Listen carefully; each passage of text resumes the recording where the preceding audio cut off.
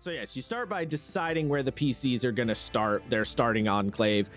They don't necessarily have to be tied to it or anything, but it's kind of going to be their like default home base in some capacity. They might not even be wanted there, but it's kind of the place they might go back to or whatever.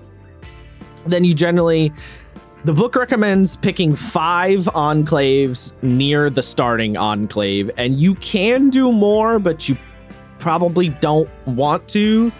And instead, if you start adding additional settlements, just don't make them enclaves, just make them smaller settlements that are just kind of minding their own business, because the enclaves are going to actively interact with each other mechanically through this whole process. So if you add too many, your homework is going to get crazy, which as someone who ran Stars Without Number can confirm, if you have too many factions, your homework does get crazy. So like, you do want to be careful about that. It is worth pointing out you don't have to do faction turns every single session, right? You're doing them every few sessions usually, but still. And then, yeah, basically you kind of ignore the other communities that are not like enclaves, the ones that aren't as important. Not ignore as in they don't exist, but ignore them in the mechanical framework of this system. So you start by determining the power of the enclave, which goes from like a refugee camp or a little tribal village all the way up to multi-regional hegemonic city or multi-city power. And it's a 1 to 5 scale. Initial, you determine the power. So 1, 2, 3, 4, 5. And then the power determines the enclave's action die, which goes from a D6 to a D20. The action die is what they will roll to sort of attack each other or sometimes deal with problems. It's sort of their singular stat that they kind of use to deal with things. Then your enclave has cohesion, which is equal to your enclave's power, and it's just the enclave's HP, basically, is the cohesion. Once the cohesion drops down, you know, fictionally speaking, the enclave has become such a mess that nobody wants to be there anymore, and so everybody fucks off and goes and does their own thing. They are not cohesive as a settlement anymore. Then you have features. This one's kind of interesting because the features don't have a numerical value attached to them, which is pretty different to how the faction turn worked for Stars and Worlds, where in Stars Without Number and Worlds Without Number, you bought assets, and your assets had like numerical data points. They had like an attack and a defense value and like an HP value and stuff. And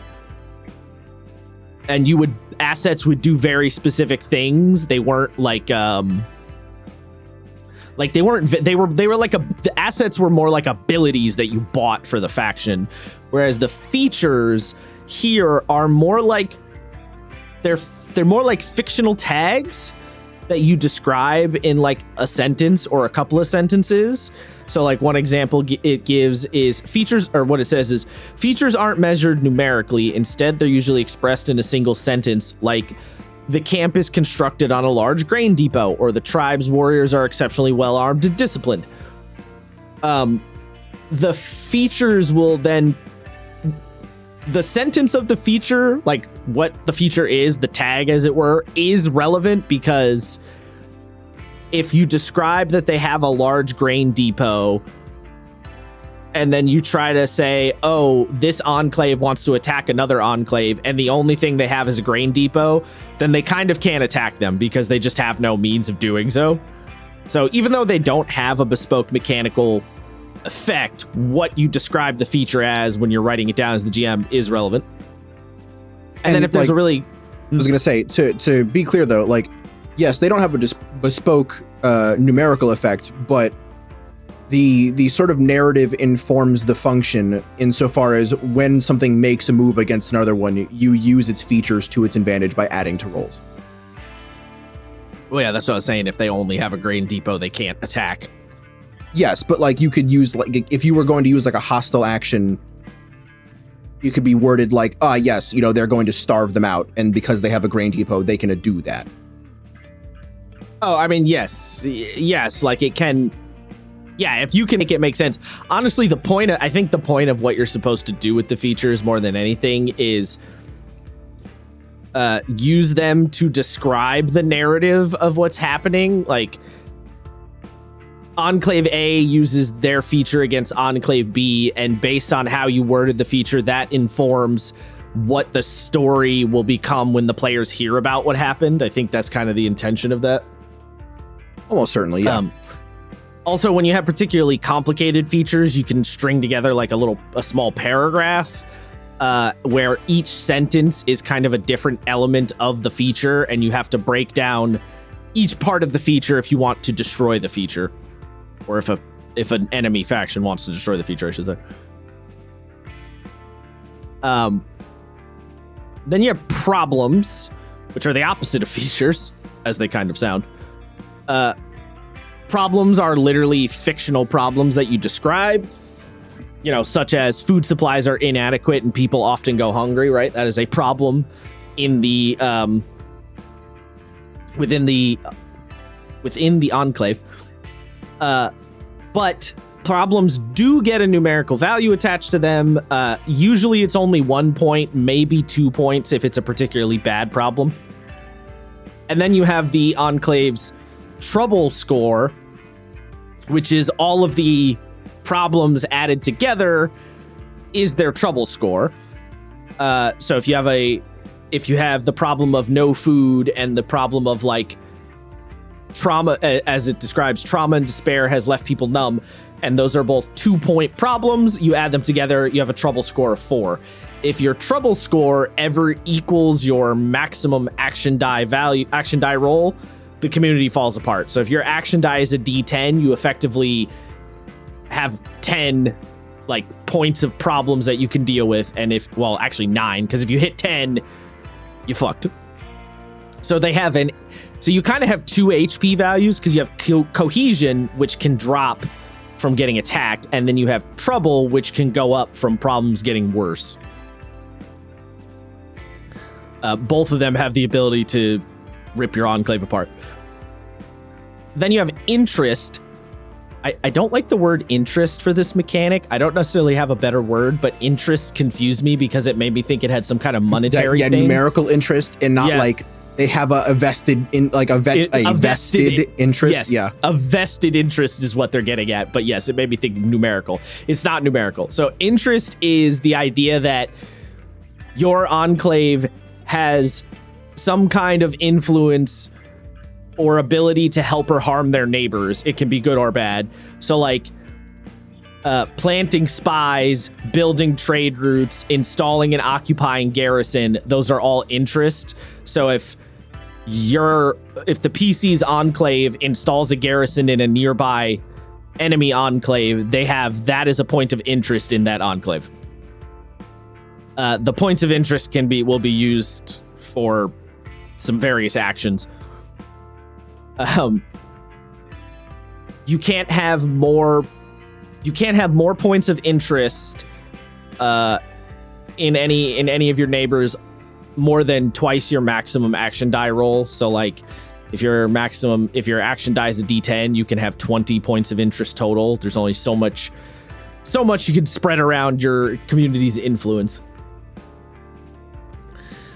And then we have Dominion, which is another one that's weird. So the Dominion is kind of the money, which again, slightly confusing on the name there. But Dominion is effectively a meta currency that the Enclave can spend to help themselves out in various ways. So those are all your stats. So you have power, cohesion, features, problems, trouble, interest, Dominion. So every Enclave kind of has a lot of stats. I kind of wish numbers.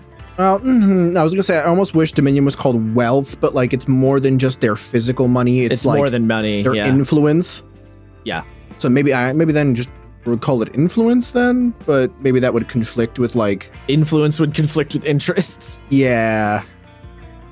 I don't know.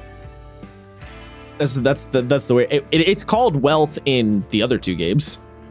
but that makes more sense in those settings, you know? Yeah. Also, the other thing, too, the reason it's not called wealth is because there's a good chance that your post-apocalypse doesn't have money, you know? True, like money in the traditional sense. So that's your setup for your Enclave, and then you have your Enclave turn. So every Enclave gets... You have two kinds of actions. You have internal and external actions, which are pretty much what they sound like. You can perform. You can perform one internal action per turn. And generally internal actions are gonna be building up features or dealing with problems. And then you can have as many external actions as you have power. So like if you have 3 power, you can perform 3 external actions. It also does specifically say not all enclaves are necessarily going to do everything every enclave turn. So if you have a reason to assume that this enclave isn't doing anything, they're just chilling, then that's fine. Some actions will require you to make a trouble check. This is where you roll your action die and then see if it's equal or less than your trouble rating. And then based on the number you roll, that will help you to pick which problem is causing trouble. Problem with a capital P, you know, your problem scores. Right. Then there's contests, which are basically what they sound like, contests between 2 factions attacking each other. You roll your action dice versus each other, see who wins the numerical contest. And like I was saying before, the attacker states what they are trying to accomplish and the names of the features they are using to do it. The feature must actually have something to do with the effort. A magnificent school system isn't very useful if the attacker's goal is to burn down their enemy's granary. So like, yeah, the features have to make sense for the action. It's kind of funny because the way he words it in this, the way he words the Enclave turn makes it sound like you're having this debate with the players, but you're not. Yeah, no, it's you. It's you arguing with yourself. So he worded it a little weirdly, to be honest, but whatever. Now, remind me, did earlier games tell you when these rolls are supposed to take place? Like, I know it says in-game every month or so, but do you do this at the table? Do you do this out of table? Between sessions. All right, that's what I figured, because this would take you like 30, 45 minutes. Stars Without Number, it would take me like an hour usually to do a faction turn. Yeah, I figured as much. Yeah. But yes, definitely you want to do this between the intention is you do it between sessions, so like the players finish a big adventure or whatever, and then some time passes, and then you do it between sessions, and the time having passed sort of changes the game state, and then you inform the players in some fashion how the game state has changed. So like in Stars Without Number, they'd get like news reports or something like that, or a phone call from like a boss or whatever, telling them that something happened. Obviously with this game, it's going to be a little bit of a different vibe in terms of updating the players and stuff, but yeah. So yes, then that's how the contest rolls deal. Basically, the 2 sides roll against each other, and then if you feel like the contest, you being the GM, feel like the contest is particularly uneven, like weighted a little too much in one party's favor or the other, you can slap some +1s and some minus, some modifiers on there to basically, to indicate the like unevenness of the situation. So then there's Dominion and changes. So normally by default, you start with 0 Dominion, and then your main way you're going to get Dominion is through an internal action called Build Strength, which is where you kind of, you rouse the settlement, you rouse the Enclave, you get everyone working together on a project or whatever, blah, blah, blah. Like fictionally, it's the leaders of the Enclave getting everyone to cooperate and help each other out and purge bad shit, blah, blah, blah. and that will increase your dominion.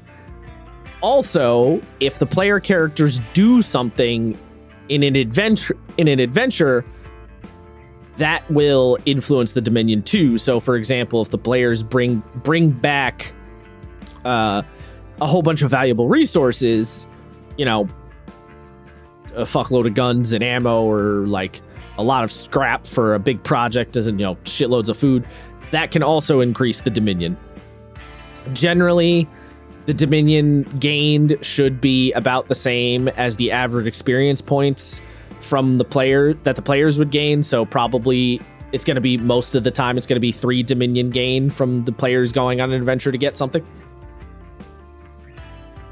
And then the main way you spend dominion is the enact change action, internal action, where you quite literally, you spend your gained resources to try and better your settlement and some, you know, improve the Enclave in some way, build an educational system, build a farming system, build a fucking, you know, build irrigation, like some sort of improvement.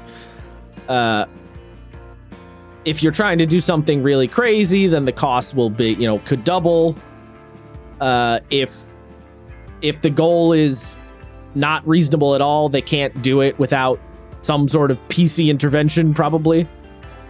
And then there can be resistance to change, where you might have, there's a table here that has forces opposed to the change. So you have some sort of figurehead that doesn't want to change in that Enclave for X, Y, or Z reason, and that increases the cost. For example, there's a bandit army general camped out in the Enclave, and they don't want you to build a school system, so that increases the cost by 6 points. The base cost of changing things is generally equal to the power of the Enclave. So if the Enclave is power 3, then the cost of changing something via Dominion points will be 3, until you bring in the modifiers, of course. But as with everything else, also, if the players, you know, take care of the problem for you, then that modifier might go away. So if there's a bandit captain or a bandit army general who really doesn't want a school system built, and the players have a chat with him, problem solved. And then you don't have to worry about that.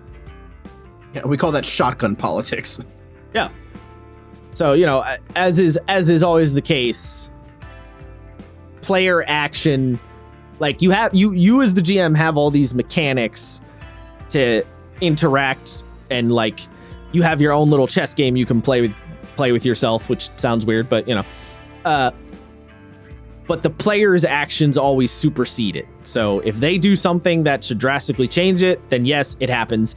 And in Stars Without Number and Worlds Without Number, the idea that the players are doing something so extreme to like drastically change what the faction's doing is definitely less likely, because they, you know, if the faction that the players are interacting with is, you know, a regional business that runs on 3 different planets, one little mission the player's doing probably isn't going to affect that much. But we're dealing with a post-apocalypse game like this, where the enclaves are quite a bit smaller. Good chance players will influence this quite a bit more. Just from a fictional standpoint, they're more likely to interact with shit like that. Yeah, just given that the stakes are far lower and therefore smaller actions will evoke larger changes. Stakes are lower, and the like the distance between things is smaller, and the amount needed to affect the change, like, yeah, all that.